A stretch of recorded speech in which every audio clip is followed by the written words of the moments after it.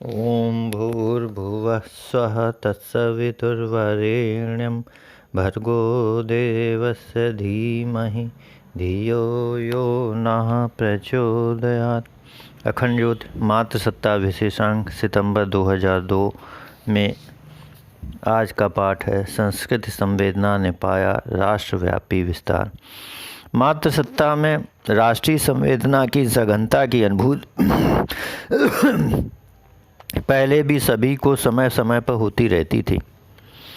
मातृसत्ता में राष्ट्रीय संवेदना की सघनता की अनुभूति पहले भी सभी को समय समय पर होती रहती थी, परंतु श्रद्धांजलि समारोह के बाद से राष्ट्र के लिए उनके प्राणों की विकलता कुछ ज़्यादा ही बढ़ गई। वे बार बार सोचती रहती कि ऐसा कौन सा अनुष्ठान संपन्न किया जाए जिससे राष्ट्र के प्राणों को नव स्फूर्ति प्राप्त हो, देश की संस्कृति संवेदना अपना व्यापक विस्तार कर सके। अपने निकटस्थ जनों से चर्चा में भी उन दिनों उनका यही चिंतन मुखरित होता था। मिशन के सारे कामकाज के ताने बाने को सुलझाती बुनती हुई माताजी इसी राष्ट्र चिंता में लीन रहती थीं। इस चिंतन और चर्चा में काफ़ी समय बीता। शांतिकुंज की क्रियाकलापों में कई नई कड़ियाँ भी इसी दौरान जुड़ीं। परम वंदनीय माताजी की देखरेख व उनके सूत्र संचालन में पहले से सुचारू व्यवस्था और भी अधिक गतिशील हुई। इसी समय उन्होंने हिमालय यात्रा की योजना बनाई। यह योजना प्रायः यकायक ही बनी। माताजी हिमालय जाएंगी यह सोचकर निकटस्थ जनों को थोड़ा भय भी हुआ। वे सोच रहे थे कहीं ऐसा तो नहीं कि माताजी हिमालय में ही रहने का मन बना लें। कईयों को यह भी शंका हुई कहीं वह हिमालय के हिम शिखरों के बीच महासमाधि तो नहीं लेना चाहती, क्योंकि वैसे भी गुरुदेव के अभाव में उनका मन संसार में किसी भी तरह नहीं टिक पा रहा था। अंतर्यामी माँ से अपने बच्चों के मन की बात यह ऊहापोह छुपी न रही। उन्होंने हंसते हुए कहा, यह ठीक है कि गुरुजी के बिना यह देह रखना मेरे लिए काफ़ी कठिन है, पर मुझे अपने बच्चे भी कम प्यारे नहीं हैं। मैं तुम लोगों के लिए अभी कुछ दिन रहूँगी और यहीं शांतिकुंज में ही रहूँगी। जहाँ तक हिमालय जाने की बात है तो वहाँ जाने का कारण कुछ और है। ये बातें तुम सबको मेरे वहाँ से लौटने पर पता चलेंगी। सबको इस तरह अपनी वापसी के बारे में निश्चिंत कर वह हिमालय में गंगोत्री के लिए चल पड़ी। उनके साथ शैल दीदी, डॉक्टर प्रणव पंड्या, चिन्मय एवं कुछ अन्य पारिवारिक सदस्य थे। दो चार दूसरे सौभाग्यशाली जनों को भी उनके साथ इस यात्रा में जाने का सुयोग मिला। हिम शिखरों के मध्य पहुंचकर माताजी के भावों में एक अनोखा परिवर्तन झलकने लगा। उन्हें देखने वालों को ऐसा लगा जैसे कि कोई कन्या अपने पीहर आई है, जैसे कि वह अपने आप नहीं पिता हिमवान के बुलावे पर यहाँ आई हैं। उनके दीप्त मुखमंडल पर आनंद की रेखाएं सघन हो गईं। कई स्थानों पर वह रुकीं और ध्यानस्थ हो गईं। गंगोत्री के पास भागीरथ शिला पर तो वह काफ़ी देर ध्यानमग्न बैठी रहीं। यहाँ पर जब वह ध्यान से उठीं तो उनके चेहरे पर कुछ विशेष पाने की प्रसन्नता की प्रदीप थी। यहीं से उन्होंने अपनी यात्रा को विराम दिया और शांतिकुंज वापस लौट आईं। वापस लौटने पर उन्होंने एक भव्य शपथ समारोह में राष्ट्रव्यापी अश्वमेध महायज्ञों की घोषणा की। यह घोषणा करते समय उन्होंने बताया कि हिमालय ने उन्हें यही संदेश दिया है। हिमालय में निवास करने वाली दिव्य शक्तियों का यही आग्रह है कि राष्ट्र को समर्थ एवं सशक्त बनाने वाले अश्वमेध महायज्ञ का महानुष्ठान किया जाए। इसी के साथ उन्होंने यह भी कहा कि इन महायज्ञों में वह स्वयं जाएंगी। उनके आने की बात सुनकर परिजनों का उत्साह आकाश चूमने लगा। सभी अपने क्षेत्र में इस महायज्ञ को आयोजित करने के लिए उतावले थे, परंतु यह सौभाग्य कुछ विशेष स्थानों को ही मिला। माताजी ने अपनी देखरेख में इस महायज्ञ का कर्मकांड तैयार करवाया। परिजनों को इसकी विस्तृत जानकारी देने के लिए अखंड ज्योति की संपादक मंडली ने अखंड ज्योति का एक संपूर्ण विशेषांक नवंबर 1992 तैयार किया। क्षेत्रों में इन आयोजनों की व्यापक विधि व्यवस्था की गई। ये सभी कार्य वंदनीय माता जी के निर्देशन में पूरे हुए।